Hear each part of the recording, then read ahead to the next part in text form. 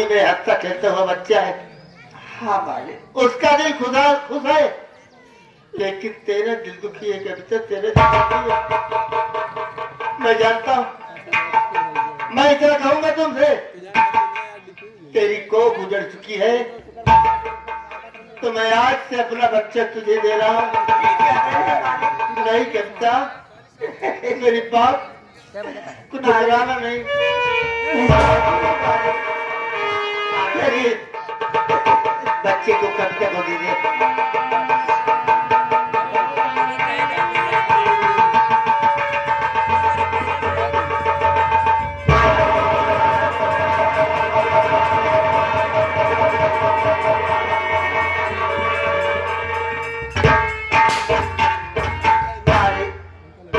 धन हो गई मेरी गोद, सुनी थी आज मैं हरी भरी हो गई मेरी गोद। लेकिन आज के बाद मैं कभी नहीं रोऊंगी, किसी के सामने गिड़गिड़ाऊंगी नहीं।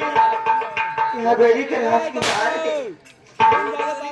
मुन्ना गोद में रहेगा, मुझे सेवा करना है, सेवा करते करते मुझे मुन्ना मालकिन गोद में रहेगा। मालिक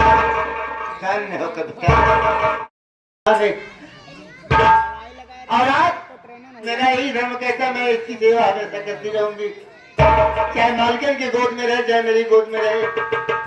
मैं इसे देखकर हमेशा खुश रहूंगी, कभी नहीं रहूंगी। ठीक है कविता, मालिक ये तो तेरी मानता है, मैं अपने झोपड़ी पे जाना चाहती हूँ मालिक।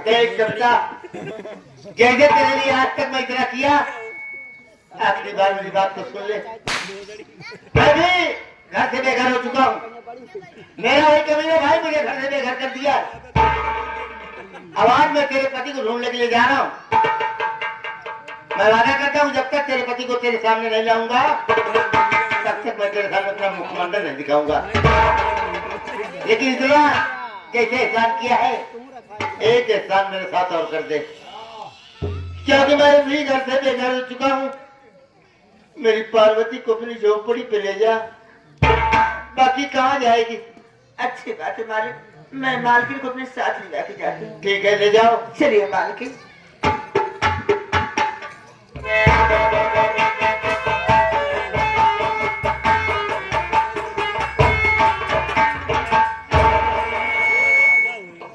ऊपर लगे, तेरा कैसा करिश्मा है, आज मैं किस मोड़ पर आकर खड़ा हो चुका हूँ।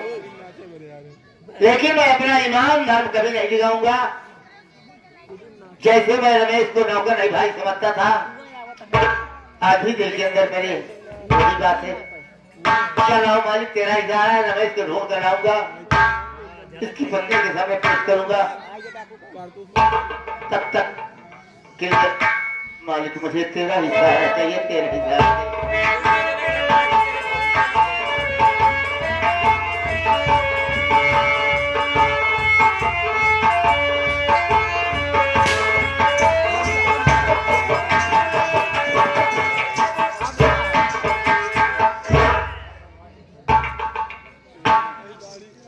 क्या बताऊं, मैं क्या बोली थी?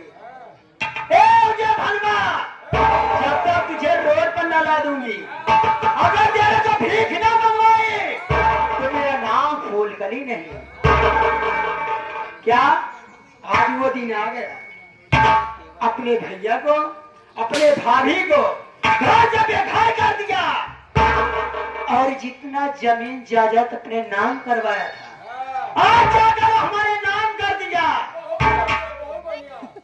कमीने का रहने का ठिकाना नहीं, बनता है कहता मैं उदय प्रताप सिंह हूँ, लेकिन नहीं, आज मैं अपने घर पे जाऊंगी। ये सब बदला इससे चुका ली हो और घर पे जा रहे हो। अगर ये कमीना कुत्ता शायद अगर मेरे पीछे आ जाएगा, अगर मेरा पीछे पड़ जाएगा, शायद क्या उसकी मौत भी वही हो सकती है। लेकिन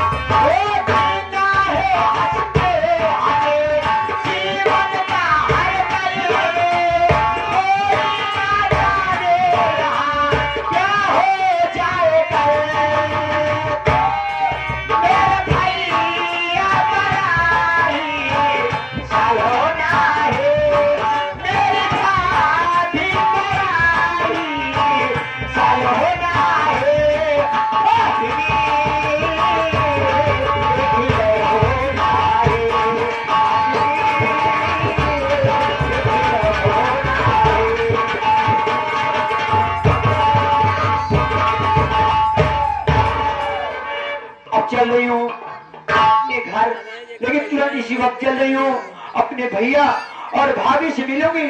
नहीं हो सकता उसके बाद मेरे पीछे भी आ सकता है। मैं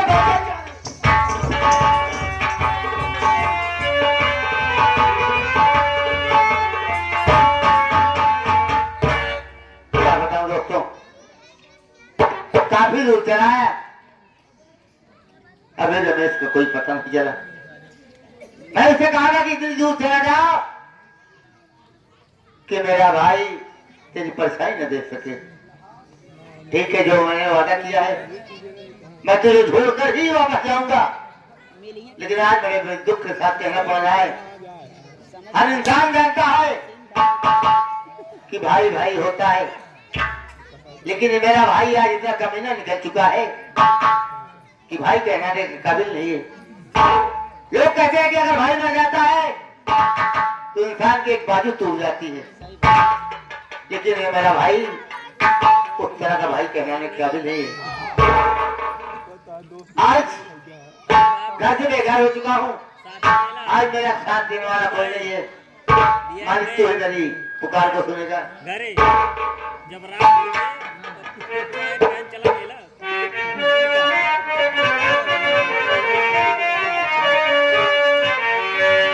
दुनिया में बने के सब साथी,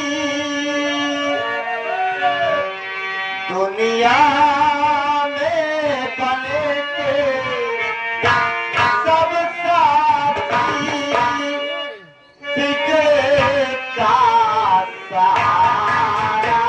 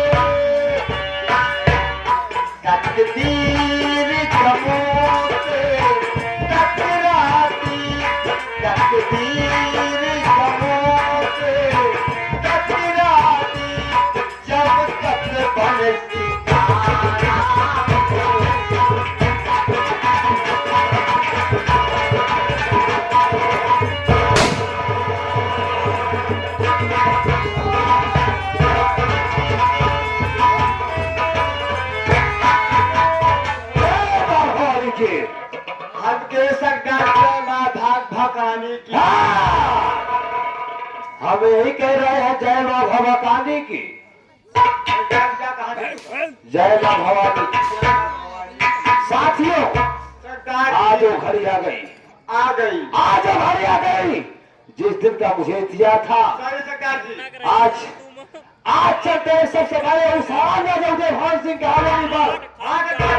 देखता हो कि हो हराम ज्यादा उदय भान सिंह कितना कितना मजबूत और कितना ईमानदार सोचता है।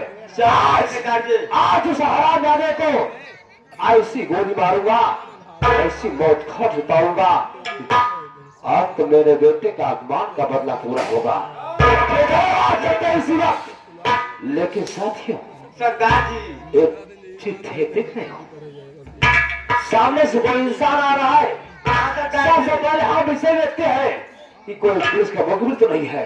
ठीक है सरदार। रेडी हो जाओ, आओ।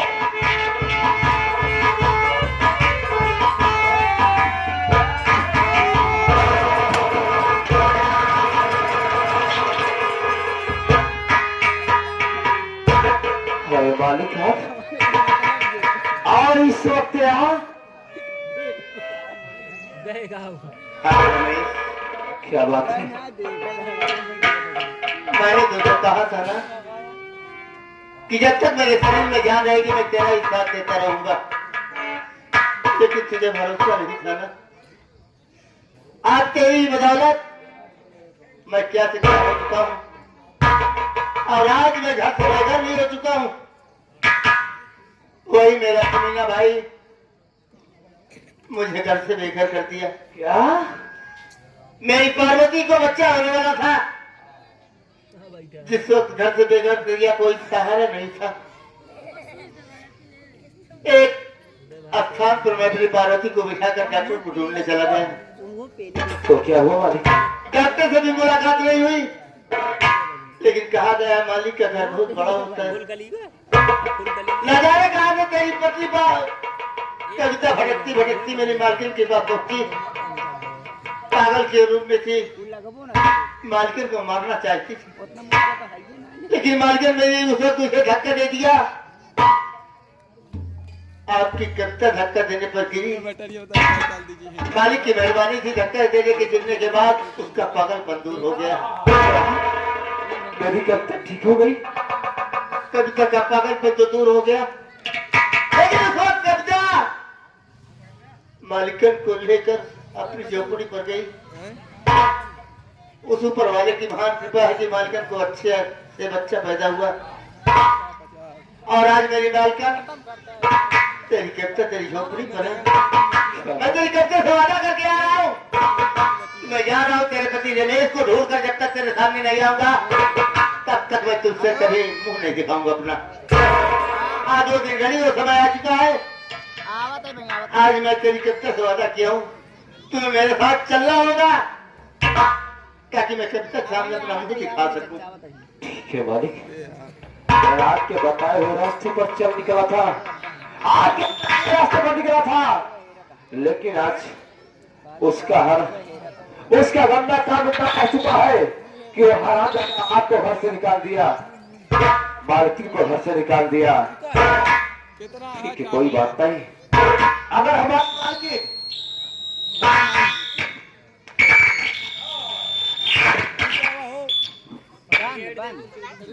हमारी मालकिन और मेरी कविता ठीक हो गई है, अगर मेरी झोपड़ी पर है तो इसी वक्त चलते हैं।